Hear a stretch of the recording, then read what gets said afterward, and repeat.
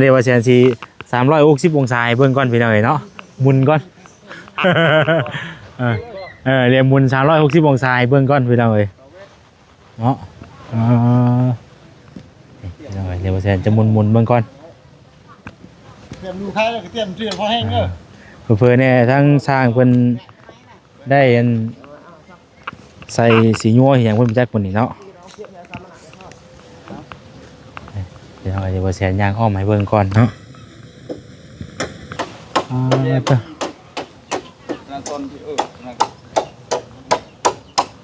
ที่เนาะ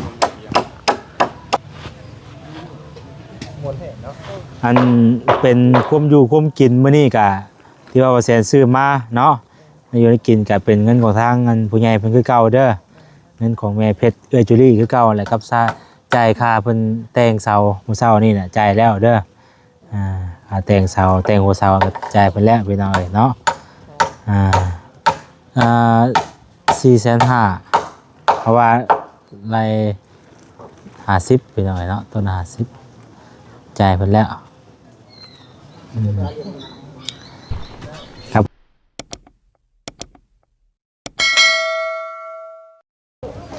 เอาพี่น้องเนาะเปิดภาพมามื้อนี้ก็ยังอยู่ที่บ้านของเอ้ยนวลเพิ่นอยู่พี่น้องเนาะติดตามทางสร้างเพิ่นกำลังใส่ข้อซองพี่น้องเนาะคือก็ใส่แล้วเนาะกำลังใส่ข้อซองเป็นข้อซองทั้งรูปนี่ก็มันใส่แล้วเนาะกำลังยึดว่าซั่นซะเนาะโตคักดีพี่น้องเอาเดี๋ยวพี่น้องเนาะโตสบายดีเด้อพี่น้องเด้อสบายดีเบิดสุขสู่คนพี่น้องพ่อกับซองบ่แซนคือเก่าเนาะตอนนี้กระทั่งสร้างเพิ่นกำลังประกอบไม้ใส่อยู่พี่น้องเนาะใส่ข้อซุ้มข้อซองเนาะติดตามเบิ่งหลังจากที่ว่าใส่ข้อซุ้มข้อซองแล้วกับเพิ่นสิเฮ็ดหยังแน่พี่น้องเนาะตอนนี้ก็กำลังยึดไว้ว่าซั่นซะเนาะต้องคักๆพี่น้องหลังจากที่ว่าได้ตั้งขึ้นแล้วก็ถือว่าเฮือนก็บ่น้อยบ่ใหญ่บ่ใหญ่พอดีเลยเนาะ5x6เด้อพี่น้องเฮือนนี่เนาะ5เมตรเนาะ5x6พี่น้อง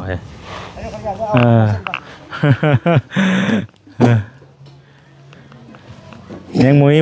ยมองนั่งเนาะเป็นยังเรียมื้ออื่นว่าแสนถ้าว่าบ่ได้ติดเบี้ยข้างใดก็เดี๋ยวสิซื้อเตียงมาอยู่คิดนั่งบ่โดยพอดีแล้วเนาะสิซื้อเตียงมาอยู่โดยบ่ได้มื้ออื่นก่อนพี่น้องเนาะมื้อใหม่ก่อนมื้อนี้เผาเนาะบ่ว่ามื้ออื่นติเดี๋ยวมีรายการไปทางใหม่ได้เนาะวันไหนนอนได้เนาะไปดาวเลย2 ห้องไปดาวเลยเนาะเพื่อนนี่เรือน2 ห้องผีงาม9 เสา9 ต้นเนาะเป็นสไตล์ทรงโบราณคือเก่าไปดาวเลยเนาะโบราณได้เฮ็ดสไตล์ทรงโบราณได้บ่จิตจำอ่านไม่ดูแทบมันชื่อโคตร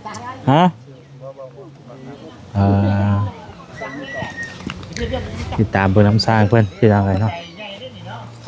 วันไหนนั่นแหละบันไดแบบเฮาขึ้นไก่กันสิเด้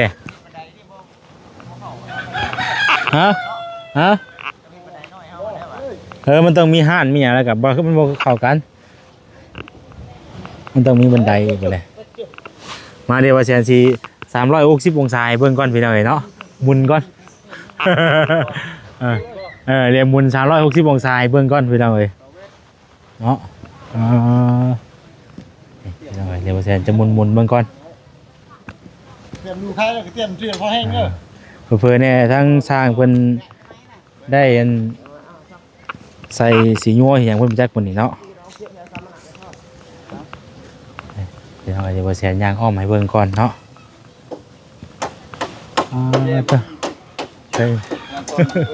พูดจนที่ช้ำแล้วชาวไอ้ผ้าอะไรไปเลยเนาะ สูงคักไปจังเลยดีงามเลย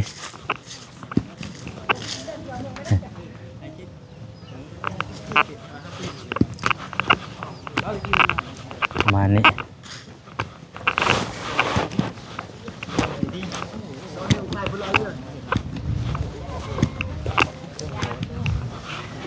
หมุนรอบไปเลยเนาะเสาไฟฟ้าก็อยู่ใกล้ๆเนาะ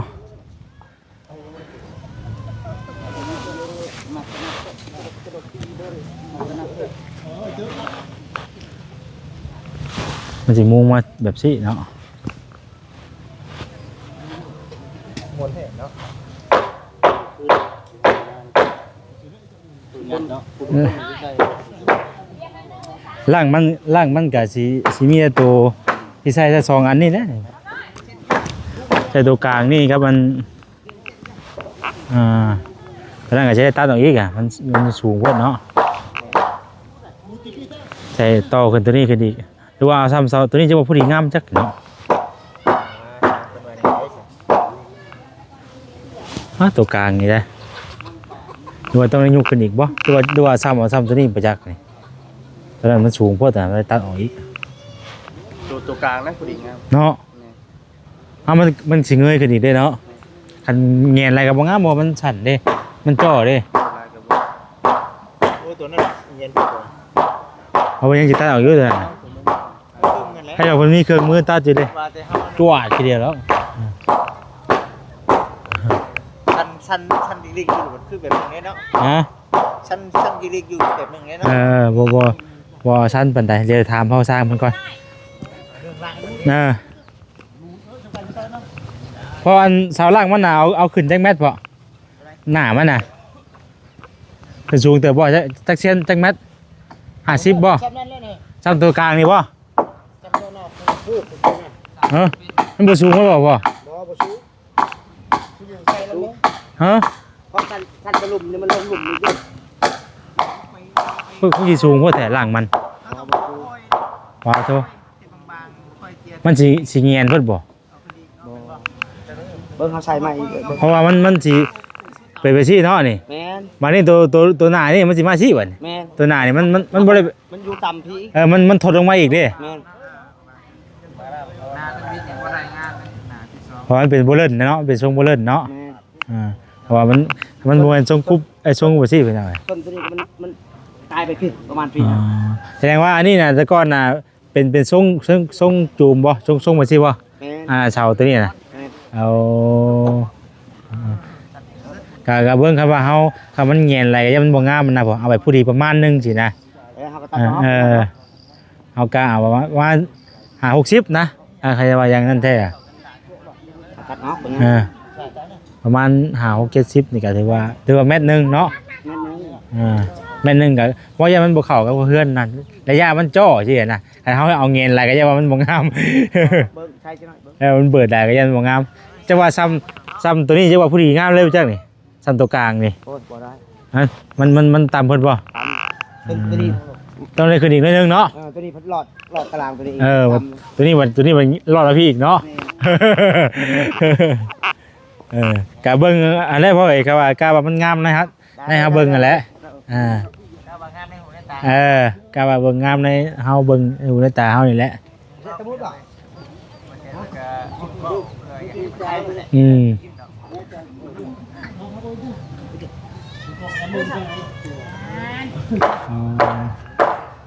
สูงคักบัดเฮาใส่ที่ได้กันเนาะเนี่ยมันสูงได้แบบมันด้วยนะมันก็งามบัดเฮาเฮ็ดมุ้งแล้วคุมราคากันเดี๋ยวว่าบอกกับเพิ่นปกบ่กันบ่อันนั้นมันจะเป็นจักแสนนะหาคน6กันบ่ประมาณนี้แหละมันหาคน6นี่แหละมันเดียวกันนี่แหละว่าจิได้อยู่ในระหว่างเดียวกันนี่แหละส่งไว้นั่นบ่ส่งเหมือนนั่นอยู่แต่ว่ามันไหม้บ่คือกัน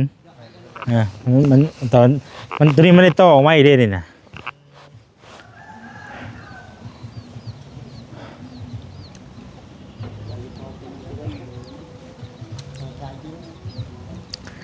สาวแล้วก็คักเช้า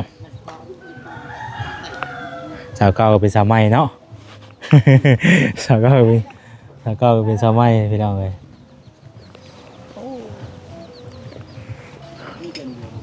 เอาตัวนอนก็ได้เลยเดี๋ยวจะนอนก็ได้เราลงน้ำ สร้างมาเอาไม้พี่น้องเลยดีแต่ว่าเขาได้เฮ็ดง่ายเนาะได้เฮ็ดไวเอามาวางแล้วก็ได้เฮ็ดรถ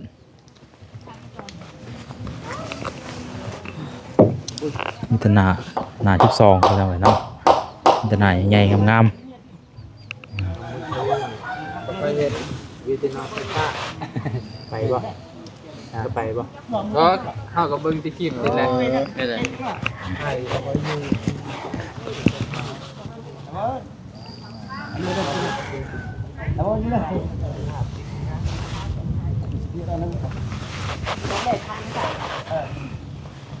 ๆโล่งคักพี่น้องเลยเนาะ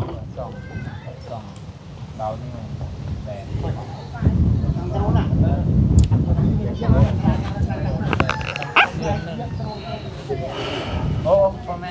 น้องพัดไส้เนาะน้องพัดไส้อาทิตย์หนึ่งไทยน้องสายฟ้าเป็นมะขาม Cháu nhà mua cho là ăn cái là เออ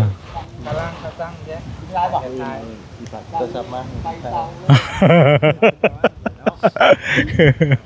เอาฉันเลยวะต่อไม้ใช่ก็ได้ผักไม้มาพร้อมแล้วก็เอาอันนั้นหน่วยหนึงไว้เพื่อนหน่วยหนึ่งพูดฟูเอาอีก2 หน่วยมาให้ค่อยอีกหน่วยไว้ให้เจ้าเออ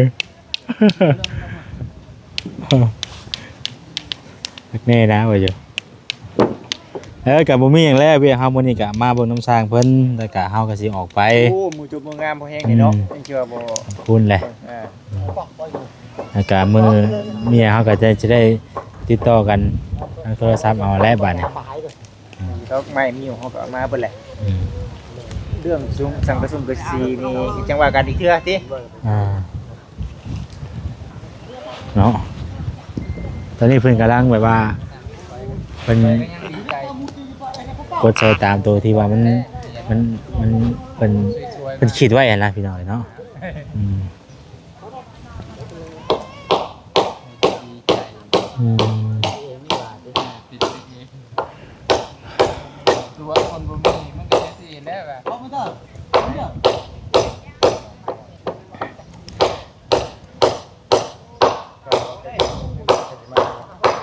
เอายกไปเบิ่ง โอเคพี่น้องเอ้ย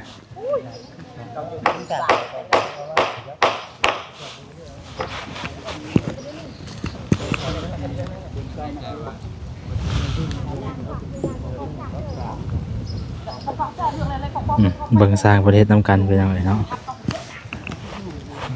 มันจะมีน้ำดูดไทย อืม อันนี้ลูกโอ้โห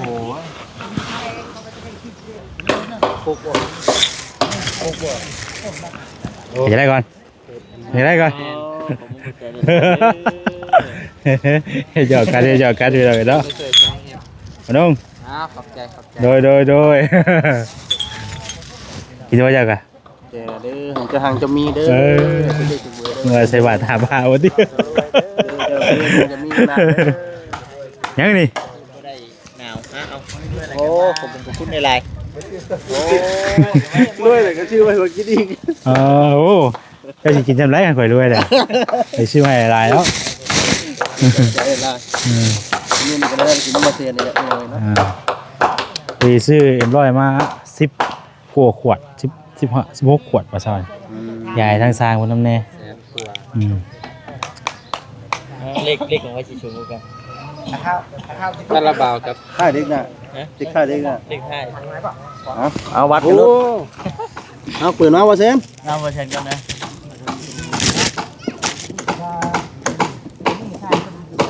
เป็นยังกูที่5 75 75 อันนี้ก็2 5 ช่อง5บ่ทำการเฮา ฮะ เอาเลขท้ายมันซื่อๆเนาะเเนื้อ2ตัว ส ถ่าย เปด เอาเป็ด ไปสเก้าเลย บ่จิต กินได้ โอ้ยลื่นเลือกค่ายกันมันค่อยได้เช้าเก้าค่อย ได้ยังวะนี่ จะได้ว่าเขาหน่อยก็มูโอ้ยชมกับอันผู้สร้างต้นไม้เด้ แล้วข่อยก็ยังหายกันใช่กันใช่คนน่ะ จะได้ คนละยี่ห้อ ใช่บ่ได้คือกันได้อ่ะ กระดิกกระทิง นี่คาราบาว จับมั่วเลยบ่ เลยยา วิตามินซี12เพิ่ม12 ตาข้างมันขึ้นข่อยบ่แดง ตัวอันนี้มีรุ่นรางวัลคือกันเนาะ เมื่อนั้นน่ะว่าตัวกูปองนะพอเฒ่าที่เราได้เห็นแล้วใครพาได้50,000 กิบ 50,000ไปเอาอยู่ใส่บัด เอาอยู่ห้านชงคาคายแล้ว ได้บ่ ได้ มีหันแลกเปลี่ยน 50,000 เป็นกระป๋องบ่ เป็นกระป๋อง อันที่กันรุ่นหลังเพิ่นที่ก่อนบ่ เป็นกระป๋องเป็นเงิน50,000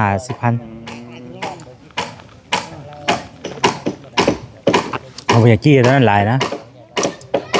ขึ้นสูงครับ จะว่าหลายตัวเดี๋ยวละ ขึ้นต่ำนั่นดิ ติดตาม ขึ้นต่ำเอาเนาะ เดี๋ยวก็ชูขึ้นเลย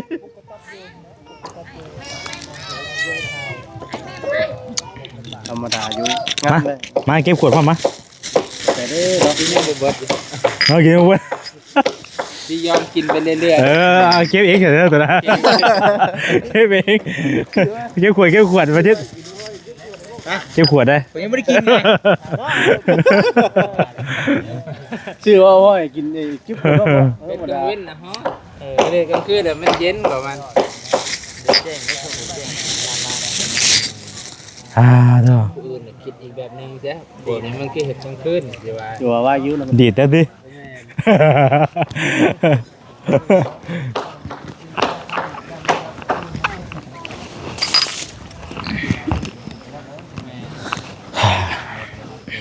ไปจบจากคลิปนี้เขาก็สิเดินทางออกไปแล้วบัดนี้พี่น้องเนาะไปทางใหม่มีแต่ว่ามีอย่างไรทางพอสร้างเพิ่นโทรบอกว่าแซนเอาแล้วมีอย่างกันขาดเดือนอย่างกันเนาะแต่กับพอดีได้อเขาก็ยังให้เป็นเฮ็ดในส่วนนี้ไปก่อนพี่น้องเอ้ยติดตามพร้อมกัน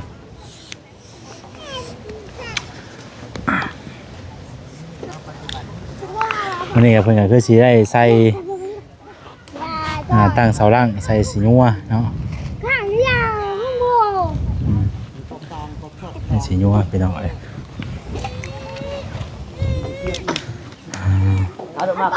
เดี๋ยว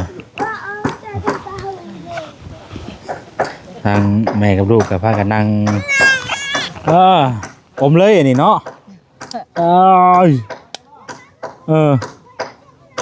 อมเลยอยู่พี่น้องเอ้ยระวังแต่เพิ่นเก็บหันกินนี่และยันว่าคาคอเลยย่านให้พี่น้องเอ้ยเนาะเด็กน้อยสำนี้กำลังกินบ่ได้มันยังก็เห็นยังก็กินบ่ได้นี่เข้าปากบ่ได้นี่ผ่าตังอันนั้นคือขาดแห้งแต่ อันนี้นะ อืม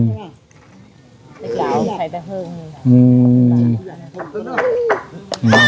เดือนเป็ด เลยพ่ออ๋อเบิ่งนี่พ่อเดี๋ยวไปใส่เบิ่งก่อนเด้อประมาณนี้พ่อเดี๋ยวประมาณนี้เลยนี่ประมาณนี้เด้อสำนี้แหละ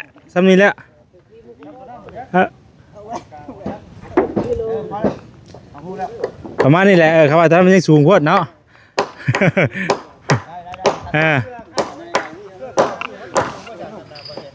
เดี๋ยวว่าเขาทดลองอีกเอาอีกวันหนึ่งอยู่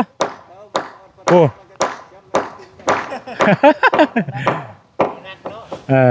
ก็จะมายืนอยู่พี่แม่ยืนอยู่ปลายหัวพี่เนาะ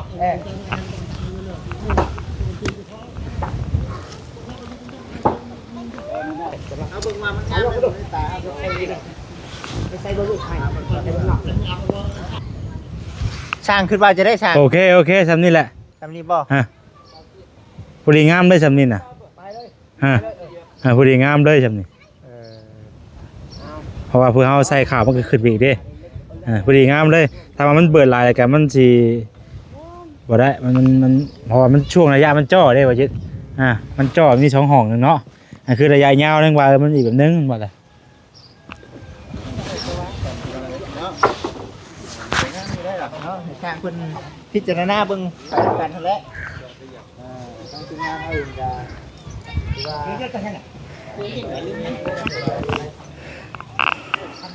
ฮึบอ๋อ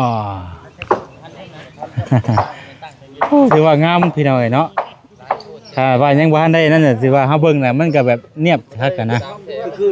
คือรถเนาะมันเบิ่งก็งามในตาแล้วสิอะนะมันเบิ่งเฮาก็โอเคโลด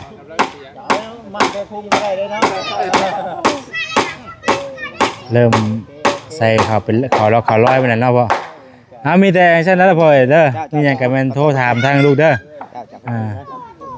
เฮาสิไปเวียทางอื่นก่อนบัดนี้พี่น้องเอ้ยก็ถือว่าย่อเสาแล้วทั่วเบิดแล้ว โดยยึดไว้เนาะใจขอบใจละลายพ่อเอ้ยโดย เอาคือว่าเฮาแปลงได้แล้วเฮาก็ซาดินลงถมได้เนาะยึดไว้เลยว่าซั่นจ้ะ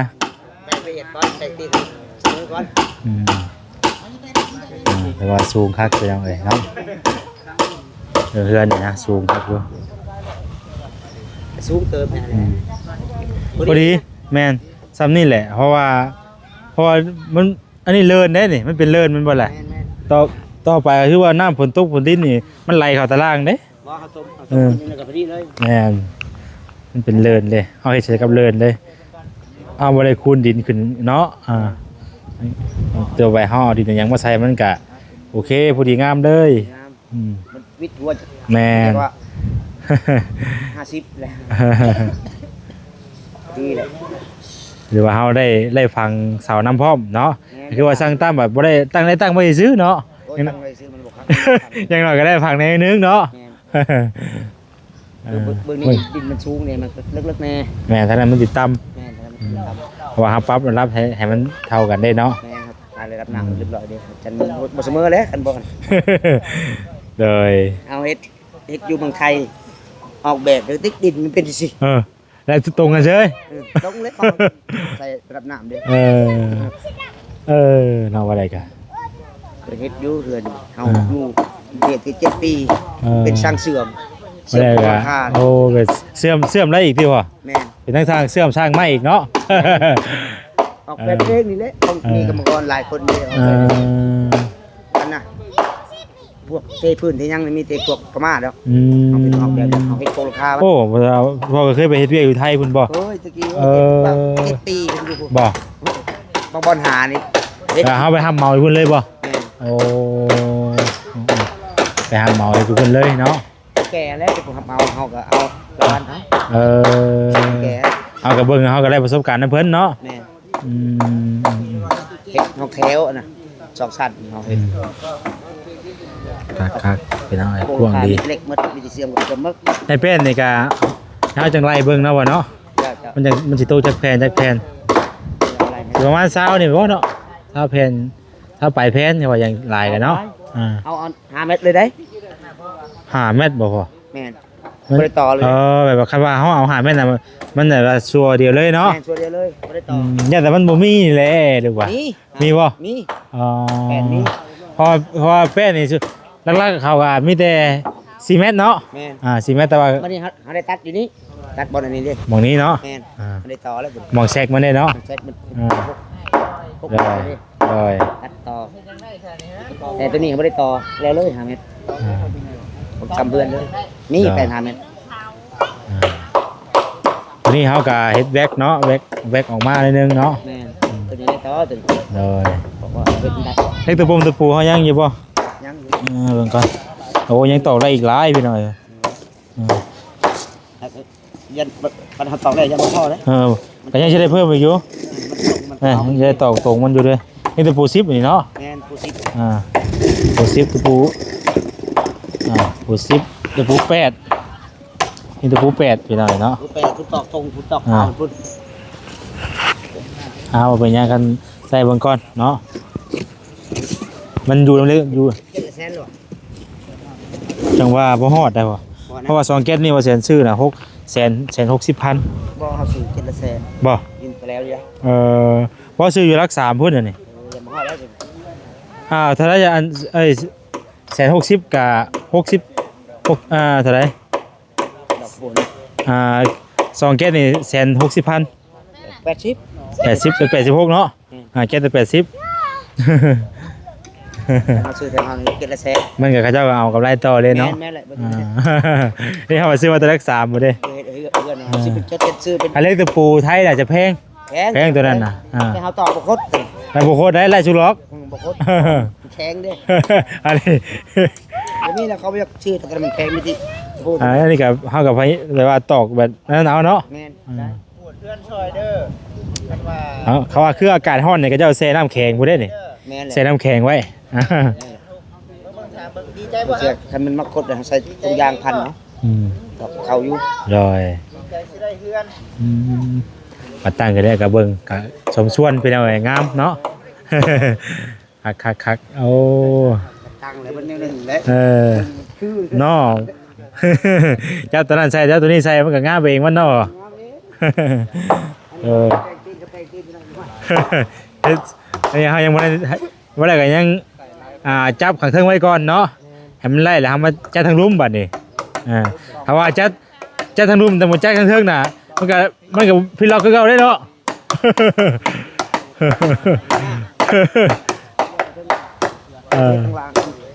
มันก็แล้วเลยเนาะเฮาบ่ได้ไปขยับขยื่นมันเลย ค่านี่มือกะว่าจักมือก็แซง คันไม่ครบแล้วก็ประมาณ2 มื้อนี่ก็แล้วเลย เพราะว่าคันว่าคือว่าเครื่องครบนี่แล้วคือเดียวได้นี่ ต นะ บข้าวตบแข็งนี่ได้ แต่ว่ามันสิยากนํตัวเรื่องเครื่องเฮาแล้วมันยังบ่ได้พอคือบ่แสนว่าได้แน่งบก็มีเป็นบางส่วนเนาะมันจะได้มีครบบ่ได้นี่น่ะ คุณว่าคุบได้ซั่นเพิ่น บ่แล้ว ยังบ่ใช่ แป้นไม่งบแป้นนี่ก็ยังบ่มีงบหลังคาก็ยังบ่มี แต่ว่าชาสิได้ยึดนำไปจักบ่อยู่ เอาแต่ไม่นี่กล้าว่าพอบ่พออยู่ บ่ก็ยังมา48เส้นผ่ามันนั่นเด้ 48 ก็ไม่แป้นแล้วก็ ค่านี่พอบ่ พอหลังคาเนี่ยเฮาไล่มาเลยเด้โค้งมันน่ะ ยังแต่ไม่ชิน ไม่เส้นผ่าก็แป้นก็ไม่คันไหลนี่ ตรงดิ ไม่คันไหลก็ยัง ตรงกับ ไม่คันไหลก็เอาหน้าตัวนี้เลยนี่หน้า15นี่นี่คันไหลนะบ่เนาะ อะไรฮะเนี่ย คันไหลหน้า15นี่คันไหลนี่ถ้าเอาทั้งแม่ทั้งนั่นเลยทั้งลูกเลยบ่ได้บ่หน้า15นี่เอาให้คันไหลนะ ก็ได้ฮะ เนาะ ได้ ทั้งเอาทั้งเป็นแม่ทั้งเป็น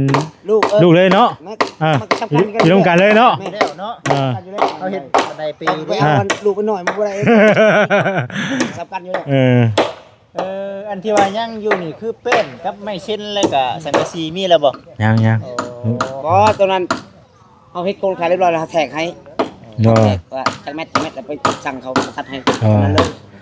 กระสร้างเขาเด้เนาะมีบ่เนาะกระสร้างนี่เนาะโอ้เนาะมีแล้วฉันเจอก ระช่างน่ะมีแล้วกระช่างแต่ว่าค่าเครื่องบัดนี้น่ะ ค่าเครื่องเนาะ ค่าเครื่องกันแหล้วมีแต่ว่าจึงร่วมกันกับเพิ่นนั่นแหละก็พอแล้วบัดนี้พี่น้องเอ้ยป้าทางเฮาก็สิออกไปบ่จิตป้าบัดนี้ ออกไปทางใดกลับไปบนเก่าได้ก็เข้าไปบน ได้จังจะไปตกใส่แล้วทางนั้นเนาะ เลย แต่มีแต่ว่าสิไปนำกันไปลอง แม่น มาก็ได้ให้สร้างเพิ่นเฮ็ดท่าเนาะ บ่ยากหรอกบ่ได้ขึ้นอยู่นี่น่ะ เวลาก็ได้ย่อขึ้นแล้วล่ะบ่ยากบัดนี้เพิ่นจัดเองบัดนี้น่ะ ยากแต่เขายอก การคือว่าเครื่องครบน่ะห่วยไปว่ายันบ่ทันอยู่ตอนมัน ยันแลบพระอยู่ เรื่องทีมงานสร้างก็สำคัญได้ บางทีมนี่ก็ช้าแท้ๆได้ช้า มันก็เพิ่นบางเทื่อสร้างผู้เพิ่นบ่มีประสบการณ์เพิ่นก็แบบว่าบ่ฮู้สินะเพิ่นแบบว่าต่างเฮียนไปนำที่ก็มี บางคนก็บางคือแบบนี้ได้อนี่เมือบขึ้นก็ถือ เป็น ว่า สร้างไปเลย เพิ่นตั้งใจเนาะ แบบว่าเพิ่นไว้ปุ๊บ ยากแล้วเขาเฮาเล็งดิ เอาเลยเฮาเฮ็ดให้พี่เฮาเองเนาะบ่เฮาแล้วเฮาก็ไปเรียกไม้นะพ่อ เฮ็ดไว้ได้เงินไว้หางานใหม่ไว้อีก แม่น สิไปพูดเลยสิไปอันบ้านยังก็โกเซ โอ้โกเซ่ผู้ เนาะแหละจังหวะ คนก็จ้างแพงได้ลังแสนปลายไปเลย ปอตัว ในเรื่องสร้างนี่ประเภทพวกปูนพวกไม้นี่ได้เบิด ได้หมดแล้วอะไรเด็ก เล็กพร้อมแล้ว เล็กก็ได้อีก เล็กก็ได้ ได้หมด โอ้ย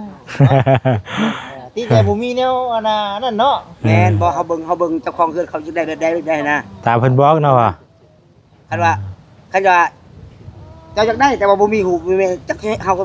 ให้ให้บ่ถือคือกันแน่เนาะ บ่ถือ ช่างเฮ็ด กบ่ติเฮ็ดได้ถ้าเจ้าบ่ติจะได้เฮ็ดนี่ว่าเฮ็ดแล้วโอ้คนบ่มักเลยเว้ย ไปแก้ไขบ่ได้ดิ ไปเลยพ่อทางปากเจ้าเนาะ มีได้หมดนี่เด้อเฮาเฮ็ดให้บ่ผิดต้องตามเจ้าของเพิ่นเขา เฮ็ดตามผู้ดูผู้อยู่เด้เนาะ แม่เดี๋ยวเฮาเฮ็ดดีกัน เออ เฮาเป็นแบบมันเลยจะได้แบบนั้นนี่น่ะเฮ็ดได้ให้ไปเฮ็ดตัวทีมนี่เฮ็ดได้จัดเจ้าของเพิ่นบ่มัก เฮ็ดไปแล้วเฮาก็บ่สบายใจคือกันได้เฮาก็เนาะเด้อ เรื่องนายรังนะมาจัดเนาะ บ่เฮ็ดจังเอามาเคยเป็นนั่นน่ะ เอาพี่น้องเอ้ย เขารักได้เนาะ เอาพี่น้องเดี๋ยวสิบอกทางไอ้นู่นก่อนเฮ้ยอันเป็นความอยู่ความกินมื้อนี้ก็ที่ว่าแสนซื้อมาเนาะอยู่ในกินก็เป็นเงินของทางเงินผู้ใหญ่เพิ่นคือเก่าเด้อเงินของแม่เพชรจุลี่คือเก่าแหละครับจ่ายค่าเพิ่นแต่งเสามื้อเช้านี่น่ะจ่ายแล้วเด้อค่าแต่งเสาแต่งหัวเสาก็จ่ายเพิ่นแล้วพี่น้องเอ้ยเนาะ450,000เพราะว่าราย50พี่น้องเอ้ยเนาะต้น50จ่ายเพิ่นแล้วครับพอตรงพอตังกันแล้วว่าแสนซื้อมากับแม่นพี่น้องเอ้ยเนาะไปมีแต่ว่าแสนสิกราบก่อนบัดนี้เด้อเอาเบิ่งแย่งกันไปเนาะลูกเต้าก็ได้โอ้ยไปครับก่อนบัดนี้พี่น้องเอ้ยเนาะดีใจนำเอื้อยเพิ่นใส่เฮือนงามเด้โอ้อยู่มันมองโล่งย่ำเนาะพวกได้มองทำเลคักอยู่พี่น้องเอ้ยไปขอตัวไปก่อนอยู่ดีมีแห้งพี่น้องเนาะผิดพลาดประการใดก็ขอโทษขออภัยสำหรับคลิปนี้ลำลาไปก่อนแล้ว